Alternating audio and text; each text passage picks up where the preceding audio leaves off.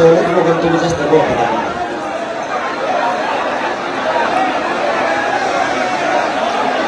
मी सांगतोय हे सगळ्यांना आता लक्षात घ्या. तुम्ही 5 जण खाली बसा. चला बस खाली. बस बस खाली बाहेर घ्या.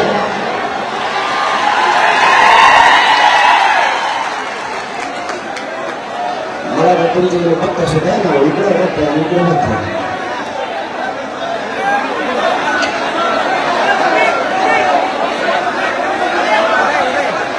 सगळ्याला आवाज येतोय का? परत म्हणू नका बसलेले कोणी मला ऐकायला नाही आलं.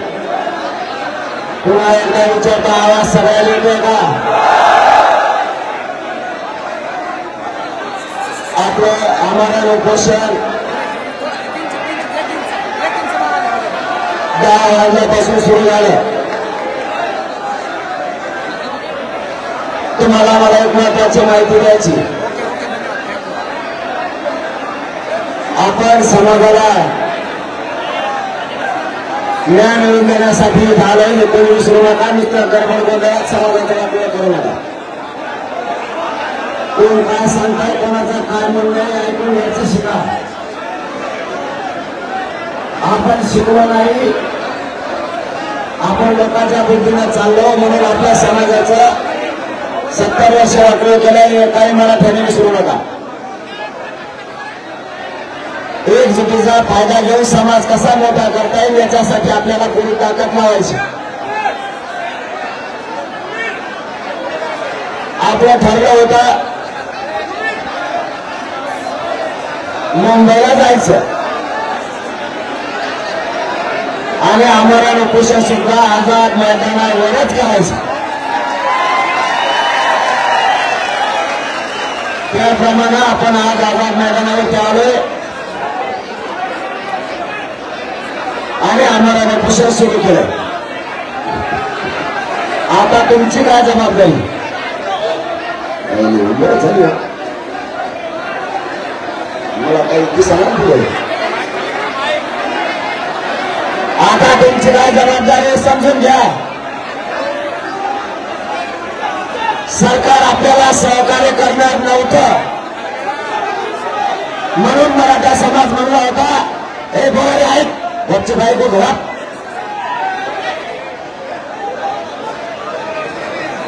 गपचूप उभा आहे.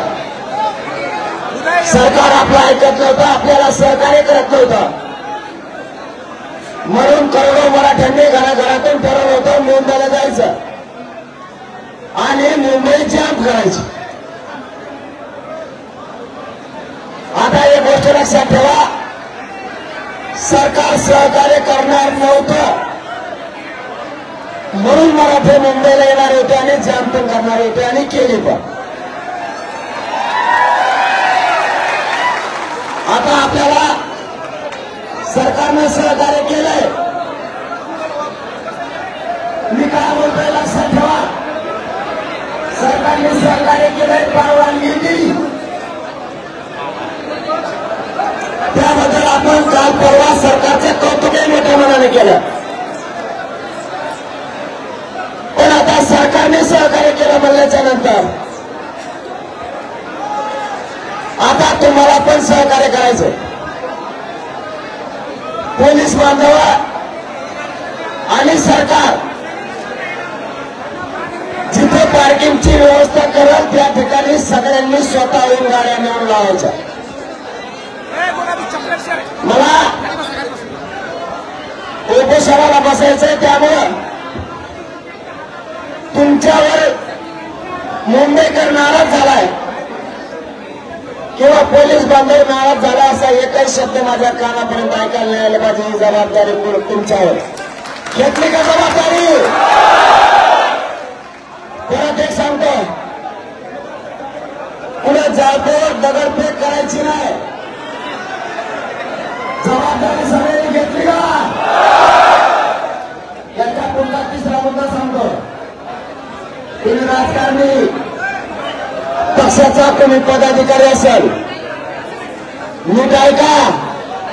तो खोट्या बातम्या पसरेल मुंबईत जायचं, आपल्याला मुंबईत जामच करायची, ग्राउंडवर गाड्या नाही लावायच्या, हवेवरच गाड्या लावायच्या असं सांगाल आणि त्याचा राजकीय उद्देश सार्थ करून घेईल. कोणाचाही ऐकायचं नाही. जाम कवा करायची होती, आपल्याला सरकार सहकार्य करीत नव्हतं त्यावेळेस. आता सहकार्य केलं म्हणलं आपली जबाबदारी आहे सरकारला आणि पोलिसाला सहकार्य करणं. पुन्हा एकदा सांगतो,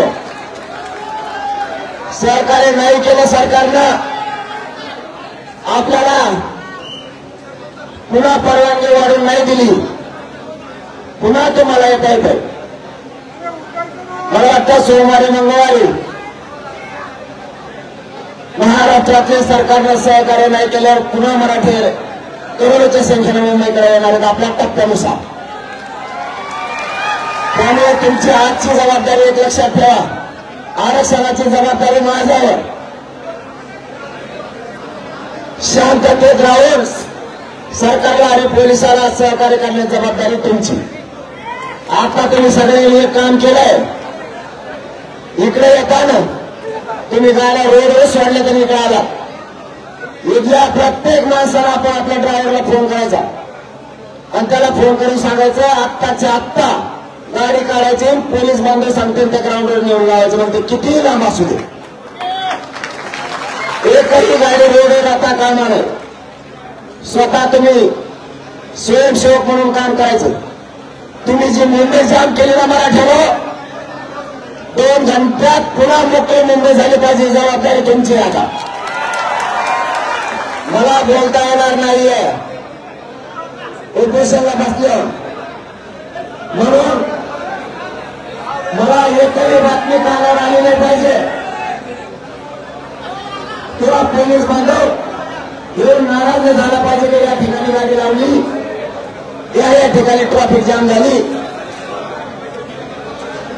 आपण आझाद मैदानाला येणार होतो, आपण आलो. बऱ्याच जणांना वाटलं होतं पाय ठेवून द्यायचं नाही, मराठी मांड्या घालून बसले.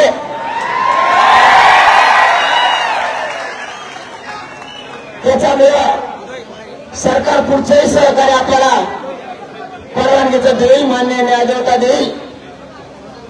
सरकारच्या हातात हे परवानगी देणं, सरकारकडे आपण अर्ज केलाय, वाटल्यास पुन्हा आता थोड्या वेळाला आणखी अर्ज आपण करू.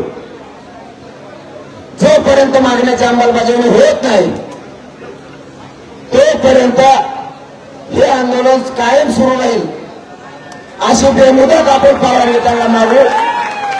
100% खात्री आहे सरकारनं तुम्हाला सन्मानानं मुंबईत आणलं, पोलीस बांधवांनी मराठ्याला सन्मानानं मुंबईत आणलं. तसं सरकार परवानगी देऊन आणि मराठ्याच्या मागण्याची अंमलबजावणी करून सन्मान मराठ्यांना देईल. आणि हेच करोडो मराठी मुख्यमंत्र्याच्या आणि सरकारच्या डोक्यावर विजयाचा गुलाल टाकून महाराष्ट्रात जातील. आमची सरकारला एकच विनंती आहे, मराठा आणि कुणबी एकेची अंमलबजावणी करा. हैदराबादचं गॅजेटियर लागू करून त्याची अंमलबजावणी करा. सातारा संस्थांचं गॅजेटियर सुद्धा लागू करून त्याची अंमलबजावणी सुद्धा आम्हाला तात्काळ पाहिजे. जे केसेस पासून बलिदान गेलेल्या कुटुंबाच्या मागण्या आहेत, या सगळ्या मागण्याची अंमलबजावणी व्यवस्थेत मी मुंबई सोडणार नाही हे मराठ्यांना शब्द देतो. आताही मला सरकारनं गोळ्या जरी घातल्या तरी मी बलिदान द्यायला तयार आहे, पण माझा हाताला तयार नाही शब्द आहे माझा तुम्हाला. मी या समाजासाठी मैदानात येऊन वीर मरण पत्करायला तयार आहे, पण हटायला तयार नाहीये. तुमची फक्त जबाबदारी तुम्ही पार पाडायची. माझ्या मराठ्याचे मान खाली होण्याचं काही इथले आंदोलक मराठ्याने वागायचं नाही. मोठं आपल्याला आपल्या जातीला करायचं, मोठं आपल्या लेकरा बाळाला आपल्याला करायचं. एखादा राजकीय कार्यकर्ता येऊन हट्ट धरून मला तिकडेच गाडी न्यायची, सरकारने सहकार्य नाही केलं मग तो हट्ट असतो आम्हाला तिकडेच जायचं. सरकार सहकार्य करताय तर मग आपणही सहकार्य करायचं. दारू कोणी प्यायची नाही. दारू पिऊन गाड्या कुंकडे घालू नका. माझ्या कानावर वाईट गोष्ट आली नाही पाहिजे. पुन्हा तो शब्द वापरतोय. माझ्या समाजाला खाली मान घालायला लागण्याचं एक पाऊल उचलायचं नाही. मराठ्यांना विजय दिल्याशिवाय आणि डोक्यावर गुलाल टाकल्याशिवाय इथून हलायचं सुद्धा नाही. पण मराठ्यांचे मान खाली होईल असं एकही पाऊल मराठ्याच्या पोराने उचलायचं नाही. माय बापू, सगळं कुटुंब सोडून तुमच्यासाठी लढतोय. मी या समाजाला कुटुंब मानलाय. मग तुम्ही जर माझ्या कुटुंबातले, मी जर तुमच्या कुटुंबातला, माझा शब्द खाली पडू द्यायचा नाही, कारण मी तुमच्या खाली पडू देत नाही. माझं कुटुंब त्याची उभी राख रांगोळी झाली तरी चालेल, पण या समाजाचं मला वाटलं हे द्यायचं नाही. म्हणून कुणाला बोलायला संधी द्यायची नाही. काही गडबड गोंधळ करायचा नाही. जे ग्राउंड दिलंय त्याच ग्राउंडवर राहायचं आणि झोपायचं. तुम्ही टेन्शन कधी घ्यायचं होतं? मी जर आझाद मैदानाला नसतो तर आता मी सुद्धा त्रास झाला नाही पाहिजे याची काळजी घ्या. बिमारी चालू काही झालं, माझ्या समाजाला किंमत द्या. पुढे एकदा सांगतो, समाजाने खूप विश्वासाने आपल्याला 500 किलोमीटर पाठवलंय. समाज मिनिटाला आपली खबर घेतोय. समाजाला आशा आहे लढायला गेलेले पोरं आमच्या लेकराला विजय घेऊन येतील. म्हणून तुमच्या डोक्यात फक्त विजय ठेवा. गोंधळ गडबड नाही. गाड्या हवेवर लावायच्या नाही. पार्किंग मध्ये ठेवायच्या. पार्किंगच्या ठिकाणी सुद्धा त्या अधिकृत पार्किंग आहे, बरोबर का? पुढे आपले गणपती सण पुढे अधिकृत आहेत ना, अधिकृत पार्किंग घ्या. त्याच्यामुळे तुम्हाला काही ताण यायची गरज नाही. पुढे पोलीस बांधव सुद्धा गाड्याचं रक्षण करतील. मुंबई करायला त्रास झाला पाहिजे, जबाबदारी आपली. महाराष्ट्रातून येणाऱ्या बांधवांनी रेल्वेने जरी आले 5 मिनिटाच्या अंतरावर आझाद मैदान, आणि तुम्ही जरी तुमची पार्किंग तिथेच जवळ कुठं असेल 5-5 किलोमीटरवर, 10-20 किलोमीटरवर नाही झालं तर 30 किलोमीटर बस का? 2 किलोमीटर फक्त.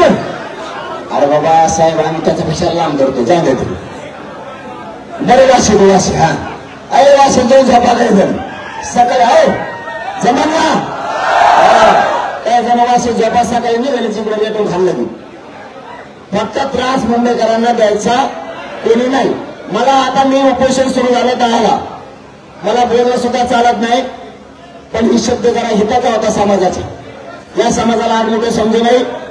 आपलं काम होतं सरकारने सहकार्य नाही केलं मुंबई जाम करून, आणि या बाजारपेठेने करून दाखवली मराठ्याच्या पोराने. आता त्यांनी सहकार्य केलं.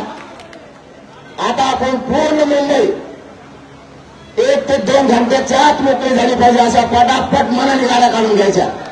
आणि पार्किंगच्या ठिकाणी पोलिसांनी विचारायचं पार्किंग साहेब पुढे. पोलिस म्हणले पाहिजे त्याला पहिले तर बाजूला जिमत होतो तर तेच उभा करून तिकडे गेला, आणि आता पार्किंग विचारतो साहेब पुढे. इतकं सहकार्य करायचं. सरकार आठ मोठे शिरल्यावर मग पुढचा बघू आपण काय करायचं. तिथं टेन्शन तुम्ही काय घेऊन मी आहे ना. म्हणून पुन्हा एकदा सांगतो, सगळ्यांनी शांततेत यायचंय जायचंय. ज्यांना गावाकडे जायचं 29ला वाटा लावायला येणार होते त्यांनी वापस जा. काही आणखीन वाशीपाशीच जाम येत असं कळायला फोनवर. तिकडेच येत पोटे आणखीन 10-5 लाख रुपये तिकडेच राहिला. ज्यांना वापस जायचं ते वापस जा. सोडायला आलेले, आणि आता जेव्हा आम्ही संदेश देत नाही काय हरकत नाही. ओके, काय हरकत नाही. मान्य केलं तुमचं. ओके, आता फक्त तुम्ही मी सांगितलेलं मान्य करायचंय. मी सांगा शब्दाच्या पुढे जायचं नाही, तर समाजात वाटलं होईल. गाड्या फक्त त्यांचा प्रॉब्लेम गाड आहे, बिनधास्त ग्राउंडवर लावून द्यायचा आणि खुशाल पसरायचं तिकडे. चल आता मी उपोषणाला बसतो. सरकारला एक शेवटची विनंती करतो. मला सरकार आणि मुख्यमंत्री साहेब आमची आतापर्यंत सहकार्य केलं तसं आमच्या मरण उपोषणाची बेमुदत कायमस्वरूपी आम्हाला करून द्या.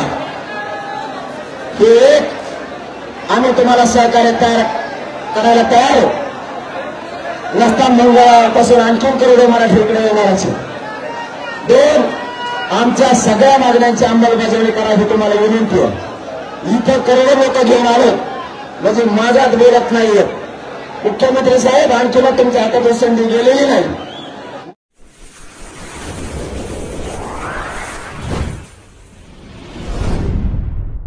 वीर महाराष्ट्र न्यूज चॅनलला लाईक आणि सबस्क्राईब करा. धन्यवाद.